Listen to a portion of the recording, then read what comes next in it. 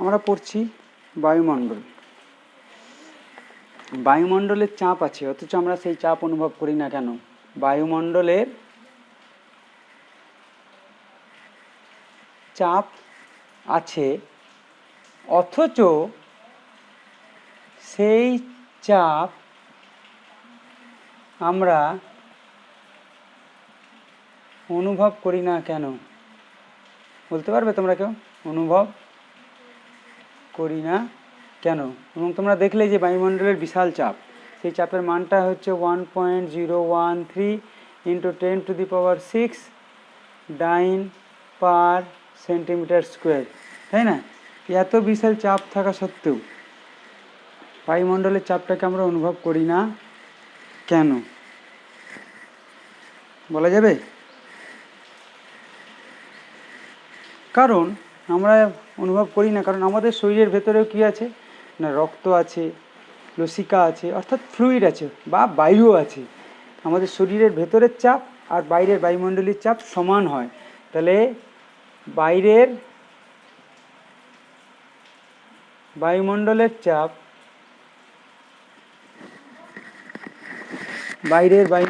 চাপ আর শরীরের ভেতরের চাপটা কী হয় না, সমান হয়। তাই জন্য আমরা সেই চাপটাকে অনুভব করি না।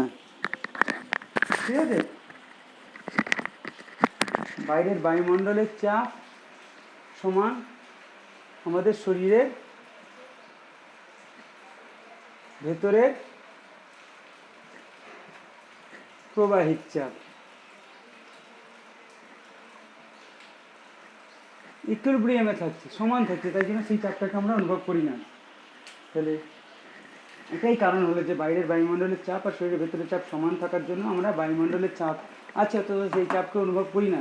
যদি সেটা না হতো তাহলে তো আমাদের শরীর ফেটে যেত, শরীরের চামড়া ছিঁড়ে রক্ত বাইরে বেরিয়ে যেত। সেটা হয় না, হয়? ঠিক আছে? আচ্ছা, এবার ধরো তোমার বাইকের পেট্রোলটা শেষ হয়ে গেছে, তোমার বাড়িতে 4 চাকা আছে। এবার এই 4 চাকার পেট্রোলটা তুমি বাইকে ঢালবে, নিয়ে আসবে। কী করে নিয়ে আসবে? আছে কোনো উত্তর? কেন? আমি যদি বলি হ্যাঁ পারা যাবে, যে ব্যবস্থার সাহায্যে আমরা এই কাজটা করব সেই ব্যবস্থাটা সম্বন্ধে আমরা আজকে জানবো। যে তোমার ওই 4 চাকার তেলটাকে বাইকের তেলে স্থানান্তরিত করা যাবে। বা ধরো কেরোসিন আনতে তোমরা গেছো, তো কেরোসিন ড্রামে ভরে কেরোসিন রাখা থাকে। এবার ড্রামটা অনেক উঁচু থাকে, সেই উঁচু ড্রাম থেকে একটা নিচু ছোট পাত্রে কেরোসিনটাকে স্থানান্তরিত করতে হবে, ড্রামটাকে না নড়িয়ে। তাহলে কী করে করবে? তাহলে যে ব্যবস্থার সাহায্যে এই কাজটা করবে তুমি, তোমার 4 চাকার বা 4 হুইলার্সের বা কারের পেট্রোলটাকে বাইকে নেবার জন্য, বা বড় ড্রাম থেকে কেরোসিনটাকে বা বড় ড্রামের জলকে অন্য একটা নিচু ছোট বালতির জলে, মানে নিচু বালতিতে বড় ড্রামটাকে না নড়িয়ে আনার ব্যবস্থাটাই আমরা পড়বো। সেই ব্যবস্থাটাকে বলা হয় সাইফন। তাহলে আজকে আমাদের পড়ার বিষয় হচ্ছে সাইফন।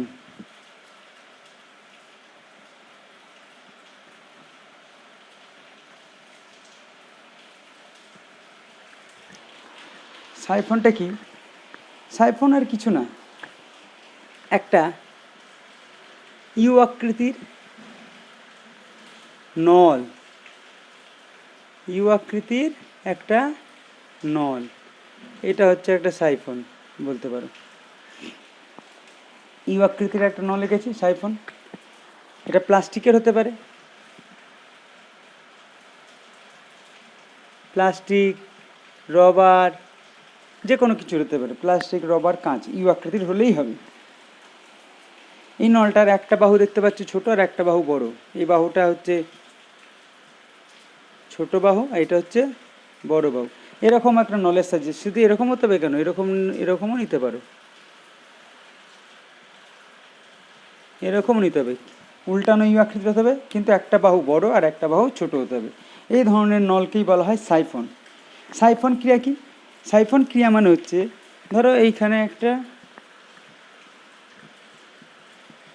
ড্রামের মধ্যে জল আছে, এই জলটাকে একটা ছোট্ট গ্লাসে, একটা বালতির মধ্যে জল আছে, একটা ছোট্ট গ্লাসে তুমি এই জলটাকে আনতে চাইছো, ঠিক আছে? ছোট্ট গ্লাসের মধ্যে এই জলটাকে তুমি আনতে চাইছো, তাহলে এই বড় বালতিটাকে নড়ানো যাবে না, তাহলে কী করে নিয়ে আসবে? এরকম একটা ব্যবস্থা করে তুমি নিয়ে আসতে পারবে। তাহলে এই ব্যবস্থাটাকে বলা হচ্ছে সাইফন। আর সাইফন ক্রিয়া কি না, কোনো পাত্রকে, বড় কোনো পাত্রকে না নড়িয়ে, বড় কোনো পাত্রকে না নড়িয়ে, বড় কোনো পাত্রকে না নড়িয়ে, এই যে পাত্রটাকে না নড়িয়ে তার তরলটাকে এখান থেকে এখানে নিয়ে আসার প্রক্রিয়াটাকে বলা হচ্ছে সাইফন ক্রিয়া। তাহলে সাইফন কি? এই এরকম ইউ আকৃতির নল। সাইফন ক্রিয়া মানে হচ্ছে এই তরলটাকে বড় পাত্র থেকে নিচুতে রাখা একটা পাত্রে স্থানান্তরিত করার প্রক্রিয়াটাকে বলা হচ্ছে সাইফন ক্রিয়া।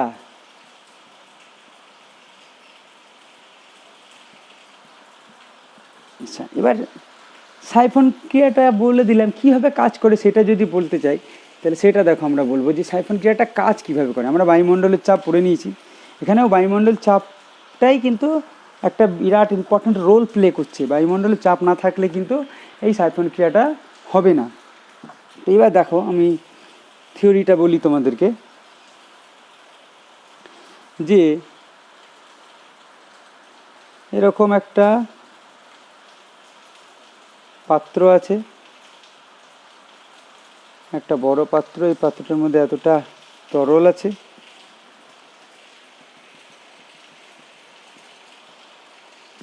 এবার এখানে একটা ইউ আকৃতির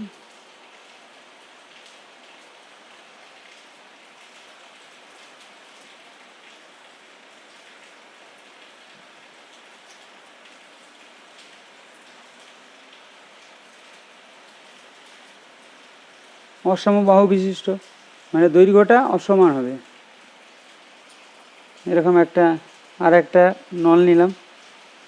এই পাত্রটা কোথায় আছে না, একটু নিচে রাখা আছে।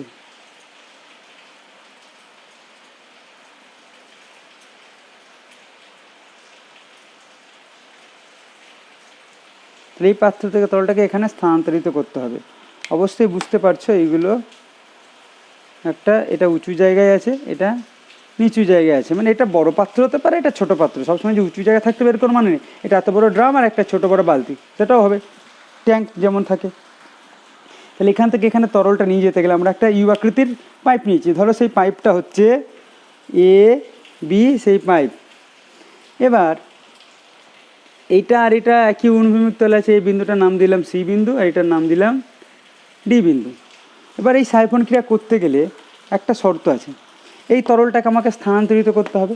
তাহলে এই সাইফন নলের মধ্যে এই সাইফন নলটাকেও এই তরল দিয়ে পূর্ণ করতে হবে। তাহলে কীভাবে পূর্ণ করতে হয় আমরা আগে দেখেছি, যে এখানে আমি নিজে দেখেছি বা তোমরা দেখে থাকবে, এই যে গাড়ির ট্যাঙ্ক থেকে তেল বাড়তে গেলে এখানে মুখটা রেখে একটু বায়ুটাকে টেনে নিতেন অনেকেই, যারা থাকতেন বড় লোক কাকুরা যারা থাকতেন, এই ড্রাইভার মুখ এখানে মুখ রাখতেন। এই ইউ আকৃতির এরকম একটা নল আছে এইদিকে, আর এটা অনেক বড় হবে, এটা বড় হবে আর এটা ছোট। তাহলে এইখানে মুখ রেখে, এইখানটায় মুখ রাখা হতো, মুখ রেখে একটু টেনে নেওয়া হতো, মানে এখানে বায়ুশূন্য স্থান হয়ে যেত। বায়ুশূন্য লিখে এখানকার তরলটা আপনা আপনি উঠে আসবে। এই তরলটা উঠে এলেই এটার মধ্যে দিয়ে প্রবাহটা চলতে থাকতো। তো এখানে বায়ুশূন্য করা যদি পেট্রোল মুখে পেটে চলে যায় তোমাদের, তাহলে কী করতে হবে আমরা, এই ধরো জল বা কেরোসিন পেট্রোল যা আছে এই নলটাকে এই তরল দিয়ে পূর্ণ করে দেবে। পূর্ণ করে দিলে দুমুখ এমনি করে পূর্ণ করে রাখলে, আস্তে আস্তে এর মধ্যে একটা মুখ বন্ধ করে দুটো মুখ বন্ধ করে এর মধ্যে ঢেকে রেখে দিলে, যখনই এটা রেখে দেয় এই হাতটা সরিয়ে এটার মধ্যে প্রবেশ করানোর সঙ্গে সঙ্গে হাতটা তুলে নিলে, এটাকে এবার ছেড়ে দিলে, দেখবে আস্তে আস্তে সব তরল চলে আসছে। এটা কেন করা হলো, তরল দ্বারা যখনই পূর্ণ করা হবে এই তরলটা এখানে নামতে শুরু করবে, এখানে শূন্য স্থানের সৃষ্টি হবে, তখন এই তরলটা এখানে উঠতে শুরু করবে। কারণ শূন্য স্থান থাকলে সেখানে চাপ কম থাকে, চাপ কম থাকলেই উচ্চচাপ থেকে নিম্নচাপের দিকে তরল যাবে। আবার এখানে যখন তরল এখান থেকে তরল এখানে আসছে, তাহলে নিশ্চয়ই এখানে চাপ কম আছে, তাহলে উচ্চচাপ থেকে নিম্নচাপের দিকে তরল এভাবে প্রবাহিত হয়। আমরা সাধারণত কী করি, এখানে ড্রপার নিয়ে ড্রপারটা মুখে লাগিয়ে দিই, মুখে লাগিয়ে যেমন ইঙ্ক ভরা ড্রপার সেরকম এমন একটা কিছু কথা সেখানে বায়ু শূন্য করা যায়, বায়ুটাকে একটু টেনে নিলাম, টেনে নিয়ে ছেড়ে দিলে বায়ুটা যখনই বেরিয়ে আসবে তরলটা উঠতে শুরু করবে। হয়ে গেল এটা পদ্ধতি। থিওরিটা কী হচ্ছে না, এ বি একটা ইউ আকৃতির কাঁচের নল উল্টানো, যার সি আর ডি হচ্ছে দুটো বিন্দু।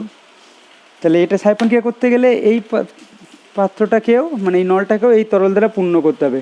তাহলে এটা পূর্ণ করে নিলাম। পূর্ণ করার অর্থ হলো এখানে বায়ুশূন্য সৃষ্টি হলো, অর্থাৎ তরলটা এখান থেকে এখানে উঠে এলো। যখনই এটা পূর্ণ করে এখান থেকে ছেড়ে দিয়ে তরলটা পড়বে, তো এই তরলটা যখনই এটা হাতটা সরিয়ে নেবো এখান থেকে তরলটা পড়তে শুরু করবে। এই তরলটা যখনই পড়তে শুরু, এখানে শূন্যস্থানে সৃষ্টি হবে, শূন্যস্থানে সৃষ্টি হলে বায়ুটা এই তরলটা এখানে উঠবে। এই তরলটা বায়ু এখানে একটা চাপ দিচ্ছে, বায়ু এখানে একটা চাপ দিচ্ছে, এখানেও একটা চাপ দেবে নিশ্চয়ই, বায়ুর মণ্ডলীয় চাপ এখানেও থাকবে। বায়ুমণ্ডলীয় চাপকে পি এ দিয়ে লিখতে পারি, পি এ দিয়ে লিখতে পারি, বা শুধু পি লিখছি, অ্যাটমসফিয়ারিক প্রেসার পি হয়ে গেল। চাপ দেবে, চাপ দেওয়ার জন্য কী হচ্ছে, এই তরলটা উপরের দিকে উঠতে শুরু করবে, উঠে আসবে। তাহলে এইটা সি আর ডি হচ্ছে দুটো বিন্দু নিয়েছি, যেটা একই অনুভূমিক উচ্চতা আছে, লেভেলটা এক আছে, বোঝা গেছে। এবার তাহলে এই সি আর ডি বিন্দুতে আমাকে চাপটা নিয়ে দেখাতে হবে কত। এটা তরলের উপরিতল, এখানে একটা তরলের উপরিতল থেকে এই বিন্দুর উচ্চতাটা আমি দেখাচ্ছি, এখানে বায়ুমণ্ডল চাপ দিচ্ছে, এই উচ্চতাটা দেখাচ্ছি এইখান থেকে, এটা সি বিন্দু, এই উচ্চতাটা হচ্ছে H1। আর এখানে এই বায়ু, এই পাইপের খোলা মুখ বা তরল যতটা এখানে থাকবে পড়েছে, কার ধরো এটা করার জন্য এতটা তরল এলো, এই পাইপটাকে একটু বড় করে দিই, যেন পুরো পাত্রের মধ্যে আছে, একদম একটু খালি তুলে রাখতে হবে, এবং রাখার ফলে এই এতটা তরল পড়েছে আসবে। এবার এখান থেকে এই ডি বিন্দুর উচ্চতা হচ্ছে এই উচ্চতাটা, ঠিক আছে, এটা হচ্ছে H2। তাহলে এখানেও বা এই উপরিতলেও বায়ু চাপ দেবে তরলের, এখানেও চাপ দেবে। তাহলে সি আর ডি বিন্দু কি অনুভূমিক উচ্চতায় আছে, তাহলে সি বিন্দুতে চাপ, সি বিন্দুতে চাপ কত হবে, সি বিন্দুতে চাপ হবে পিসি। সি বিন্দুতে চাপটা কি হবে, বায়ুমণ্ডলীয় চাপ, বায়ু নিচের দিকে চাপ দিচ্ছে, বায়ুমণ্ডলীয় চাপ মাইনাস এই H1 উচ্চতার, এই এতটুকু H1 উচ্চতার তরলস্তম্ভ যে চাপ দিচ্ছে, H1 উচ্চতার তরলস্তম্ভের চাপটাকে আমি কী দিয়ে লিখতে পারি, H1 রো জি, রো জি। রোটা কি, রোটা হচ্ছে এই তরলের ঘনত্বের মধ্যে যে তরল নেওয়া হয়েছে, রো হচ্ছে তরলের ঘনত্ব, রো হচ্ছে তরলের ঘনত্ব।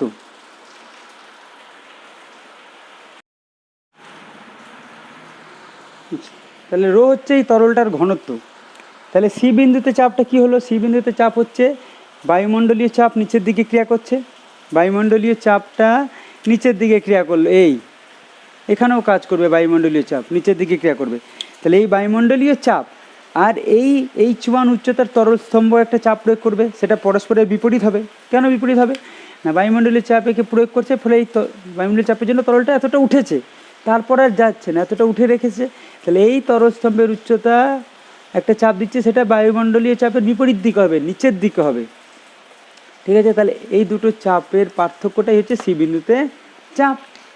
তাহলে বায়ুমণ্ডলীয় চাপ P, P R minus H1 তরলস্তম্ভের চাপকে বিয়োগ করে দিলে আমি সি বিন্দুতে চাপটা পেলাম। বোঝা গেছে এখানে কি না, এখানে বায়ুমণ্ডলীয় চাপ নিচের দিকে প্রয়োগ করছে, সেই চাপটা একে কোন দিকে ক্রিয়া করবে, নিচের দিকে এখানে প্রয়োগ করলো, এটা উপরের দিকে ক্রিয়া করলো।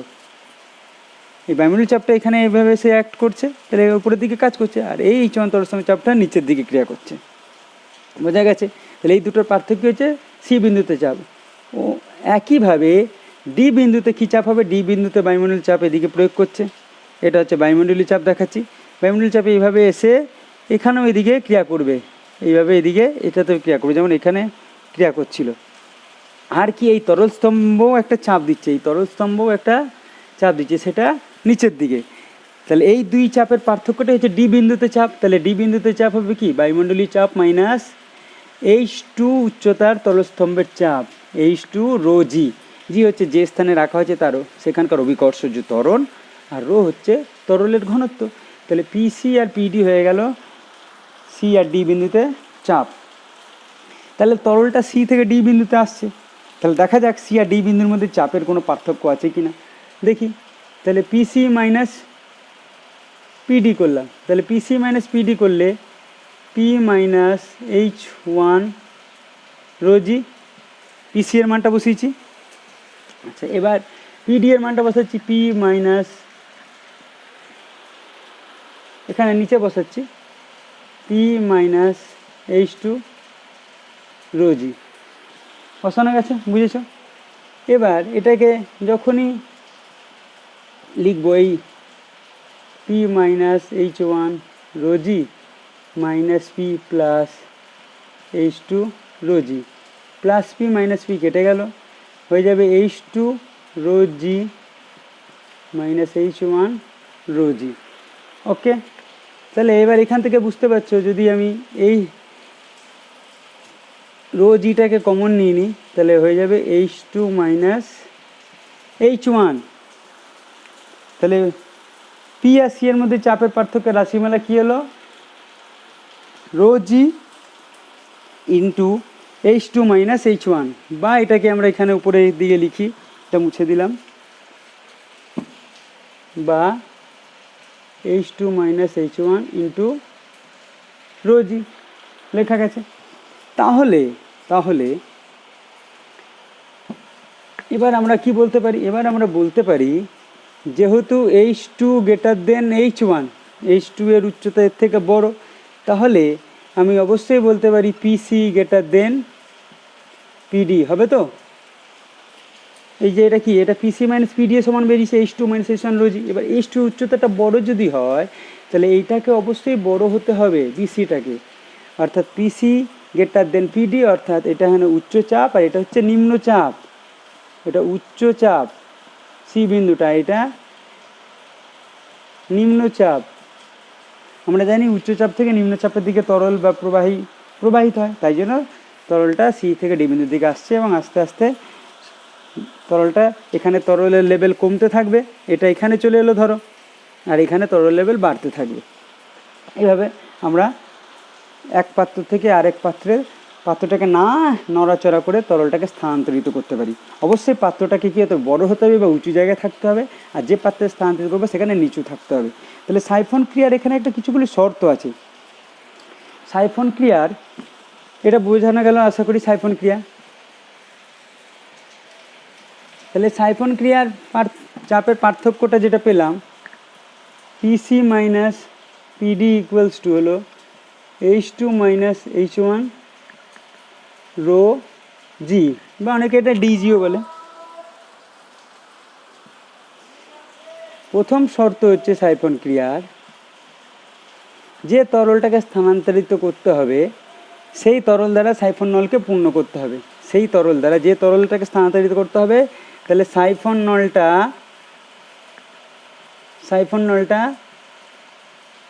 স্থানান্তরিত তরল দ্বারা পূর্ণ হতে হবে।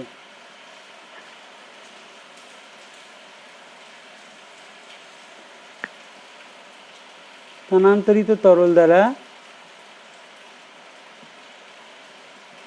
পূর্ণ হতে হবে, ঠিক আছে? তাহলে সাইফন, তাড়াতাড়ি লিখছি, সাইফন নল স্থানান্তরিত তরল দ্বারা পূর্ণ হতে হবে শর্টে, মানে যে 2 নম্বর হচ্ছে যে তরল দ্বারা যে তরলকে স্থানান্তরিত করতে হবে সেই তরল দ্বারা পূর্ণ হতে হবে। আচ্ছা, এবার যে পাত্রের তরলটাকে স্থানান্তরিত করতে হবে তার লেভেলটা, এই যে তার লেভেল আর স্থানান্তরিত পাত্রের লেভেল সবসময় কী থাকবে? পার্থক্য থাকবে। তাহলে যে পাত্রের তরলটাকে স্থানান্তরিত করতে হবে তার লেভেলটা উপরে থাকবে, তাহলে এই লেভেলটা উপরে থাকবে, এটা লেখানোর দরকার নেই। যে পাত্রের তরলটাকে স্থানান্তরিত করতে হবে তার লেভেল যে পাত্রে স্থানান্তরিত হবে তার থেকে উপরে থাকবে, ঠিক আছে? 2 নম্বর পয়েন্ট শর্ত হয়ে গেল। তাহলে এই লেভেলটা, এর লেভেলটা কী হবে না? বেশি থাকবে, এই লেভেলটা উঁচুতে থাকবে। এটা হচ্ছে সেকেন্ড শর্ত, উঁচুতে থাকবে, এটা নিচে থাকবে।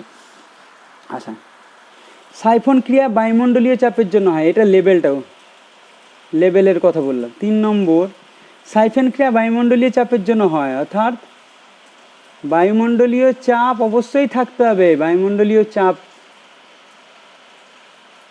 থাকতেই হবে, সেটাই বলতে চাইছি, থাকতেই হবে। বায়ুমণ্ডল চাপ না থাকলে কিন্তু সাইফন ক্রিয়া হবে না। সাইফন ক্রিয়ার জন্য বায়ুমণ্ডল চাপের জন্য নল উপরে উঠছে, বায়ুমণ্ডল চাপ আছে বলে নলটা, তরলটা নলের মধ্যে দিয়ে উপরে উঠছে, এটা থাকতেই হবে। আচ্ছা, এই নলের মধ্যে যদি কোনো ছিদ্র থাকে, ধরো এখানে কোনো ছিদ্র হলো, তাহলে কিন্তু এই কাজটি হবে না। এখানে যদি এই নলের মধ্যে যে এখানে ছিদ্র হলো, তাহলে কিন্তু এটা হবে না। যে নলে তরলকে স্থানান্তরিত করতে হবে, সেই নলে যেন কোনো ছিদ্র না থাকে। এটা হচ্ছে কতগুলো সাইফনের শর্ত। দেখো বোঝা গেছে কিনা। প্রথম শর্তটা কি বললাম না, সাইফন নল স্থানান্তরিত তরল দ্বারা পূর্ণ হতে হবে, মানে যে তরলটা স্থানান্তরিত সেই তরল দ্বারা পূর্ণ হতে হবেই। তারপরে বললাম উচ্চতাটা, মানে যে পাত্রের তরলটাকে স্থানান্তরিত হবে তার লেভেলটা অবশ্যই উপরে থাকতে হবে, তাই জন্য উঁচু পাত্র আর নিচু পাত্রের কথা বলা হয়। 3 নম্বর, বায়ুমণ্ডলীয় চাপ অবশ্যই থাকতে হবে। আর 4 নম্বর যেটা বললাম তোমাদেরকে, যে নলে কোনো যেন ছিদ্র না থাকে, নলে ছিদ্র থাকলে কিন্তু সাইফন ক্রিয়া হবে না, আর বায়ুশূন্য স্থানে সাইফন ক্রিয়া হবে না। এবার যেহেতু এখানে তরল স্থানান্তরিত করছি, যদি করছি তাহলে এই H1-এর উচ্চতাটা অবশ্যই 10 মিটারের থেকে কম হবে, কারণ বায়ুমণ্ডলীয় চাপ জলকে কতটা উচ্চতা পর্যন্ত তোলে? 10 মিটার। যদি পারদ দিতাম তাহলে 76 সেন্টিমিটার। তাহলে H1-এর উচ্চতাটা জলের ক্ষেত্রে 10 মিটারের অবশ্যই কম হবে। H1-এর উচ্চতাটা যদি জল স্থানান্তরিত করি তাহলে 10 মিটারের কম হবে। H1 লেস দেন 10 মিটার হতে হবে, H1 লেস দেন 10 মিটার। এই উচ্চতাটা H1টা লেস দেন 10 মিটার হবে। কখন? যদি আমরা জল ব্যবহার করি। আর পারদ ব্যবহার করলে জলের ক্ষেত্রে, এটা জল ব্যবহার করলে, আর পারদ ব্যবহার করলে H1টা কত হবে? H1টা 76 সেন্টিমিটার। তোমরা আগেই দেখেছো মার্কারির ক্ষেত্রে, Hg 76 সেন্টিমিটার নিতে হবে H1টা, তা নাহলে কিন্তু হবে না। আচ্ছা, এবার সাইফন ক্রিয়ার হার বাড়াতে গেলে একটা শর্ত আছে। সাইফন ক্রিয়া বাড়াতে গেলে শর্ত, মানে সাইফন ক্রিয়ার হার কী করে বাড়াবো, মানে বেশি তরল কী করে প্রবাহিত করবো, সেটা হচ্ছে দেখো এখান থেকে বুঝে যাবে। সাইফন ক্রিয়ায় যে চাপের পার্থক্য রাখলাম H2 - H1, অর্থাৎ H2 - H1-এর মানটা যত বেশি হবে, অর্থাৎ H2টাকে যত বেশি করা যাবে আর H1টাকে যত ছোট করা যাবে, এদের পার্থক্য যত বেশি হবে তত সাইফন ক্রিয়ার হার বৃদ্ধি পাবে। তাহলে সাইফন ক্রিয়ার হার বৃদ্ধি করার জন্য কি করতে হবে? সাইফন ক্রিয়ার হার বৃদ্ধির জন্য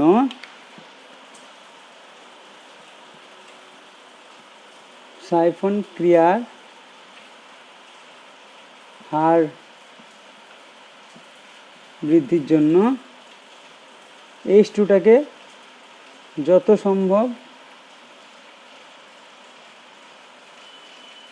বড় নিতে হবে।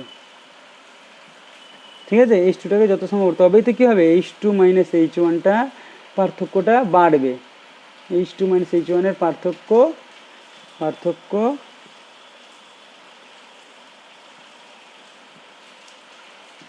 বাড়বে, মানে এর মানটা বাড়বে। এটা হলো সাইফন ক্রিয়া।